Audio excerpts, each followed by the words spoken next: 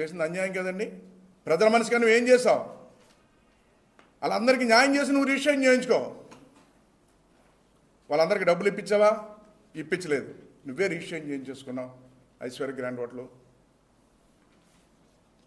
ఏంటి ఇలాగ నువ్వు అన్యాయం చేసి అక్రమాలు చేసి అవన్నీ కూడా ఆధారాలు చూపించి ఆ ప్రజలకు మేము అండగా నిలుస్తుంటే, ఈరోజు అధికారం వచ్చింది ఆధారాలతో చూపి బయట పెట్టి అండగా నిలుస్తుంటే మేము కక్షాదింపులు చేస్తున్నామా?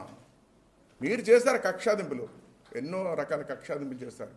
మా నాయకుల మీద కాదు, జైల్లో పెట్టినా కాదు, మా కార్యకర్తను కూడా ఇబ్బంది పెట్టి ఇల్లులు కూడా తీసిన సందర్భాలు ఉన్నాయి. అంతందుకు ఈ మధ్యకాలం నడుస్తుంది, అదంతా మీకు తెలిసిన విషయమే. దొంగ బియ్యం వ్యాపారం ఎలా చేశాడో అన్నీ తెలుసు మీకు, ఏ విధంగా చేశాడో. దాని మీద పెద్ద ఎత్తున ఇన్వెస్టిగేషన్ అవుతుంది, ఈ రోజున ముందుకెళ్తుంది అని అంతా. ఒక ఎమ్మెల్యే ఉండి ఎన్ని అబద్ధాలు ఆడాడో ఒకసారి ఒక చిన్న వీడియో చూపిస్తాను చూడండి. ఎంత అబద్ధం ఆడాడో చూడండి ఆయన. ఆ రోజు నువ్వు తప్పు చేస్తున్నావని అంటే ఆ రోజు ఏం మాట్లాడండి? ఇక్కడే మనం కూర్చొని మాట్లాడడం, మీరు అందరూ ఉన్నారు. నువ్వు ఐవేరీ కోస్ట్ వెళ్ళావు, ఎందుకు వెళ్ళావంటే ఆయన ఏం మాట్లాడాడండి? ఓకే, ఐవేరీ కోస్ట్ వెళ్ళాను అన్నాడు ఆయన. ఐవేరీ కోస్ట్ వెళ్ళాను, మాది రైస్ వ్యాపారం, ఐవేరీ కోస్ట్లో వ్యాపారం చేస్తున్నాం, మీ కింగ్లు రైస్ వ్యాపారంలో. మా నాన్న రైస్ వ్యాపారం, మా తమ్ముడు రైస్ వ్యాపారం, మా రైస్ వ్యాపారం, దాంట్లో కింగ్లు అన్నాడు. అక్కడ గొడవలు కడుతున్నా అని చెప్పాడు మీ ద్వారా. ఆ రోజు అలా అన్నాడు. మళ్ళీ వెంటనే ఈరోజు ఏం మాట్లాడుతున్నాడండి? మీరు చిన్నోను అంటున్నాడండి. ఇలా చెప్తున్నారు, చిన్నోను అంటున్నాడండి. వెంటనే మాట మార్చేస్తున్నాడు. అధికారం ఉన్నప్పుడు ఒక మాట దోసేసుకుని, అధికారం లేనప్పుడు ఒక మాట. అంటే మీకు కూడా తెలియాలి, ఆయన మాటలు నేనేదో మాట్లాడడం కాదు.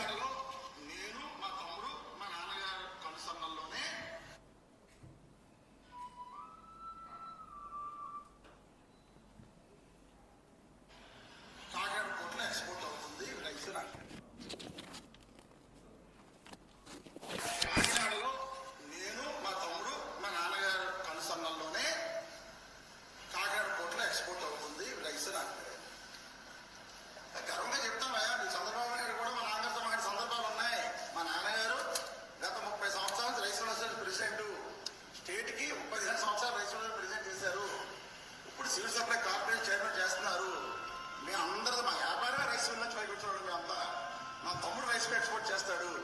మా బిజినెస్ రైస్ బిజినెస్ కనుక గర్వంగా చెప్తున్నాం. రైస్లో గర్వంగా చెప్తున్నాం. రైస్లో అందరూ మా వ్యాపారమే రైస్ నుంచి పైపించడం. మేమంతా మా తమ్ముడు రైస్ ఎక్స్పోర్ట్ చేస్తాడు. మా బిజినెస్ రైస్ బిజినెస్ కనుక గర్వంగా చెప్తున్నాం. రైస్లో వీఆర్ కింగ్స్. రైస్లో we are kings.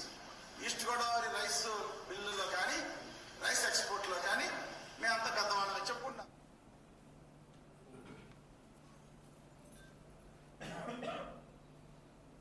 East Godavari rice బిల్లులో కానీ రైస్ ఎక్స్పోర్ట్లో కానీ మేమంతా పెద్దవాళ్ళని చెప్పుకున్నాం.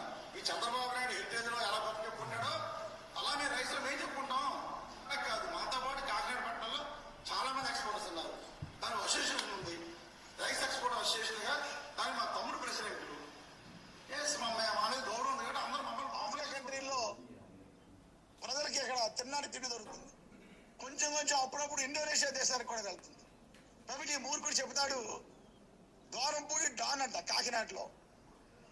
ఈ బిఏ ఎక్స్పోర్ట్ చాలా చిన్నవాళ్ళం. రైస్ లో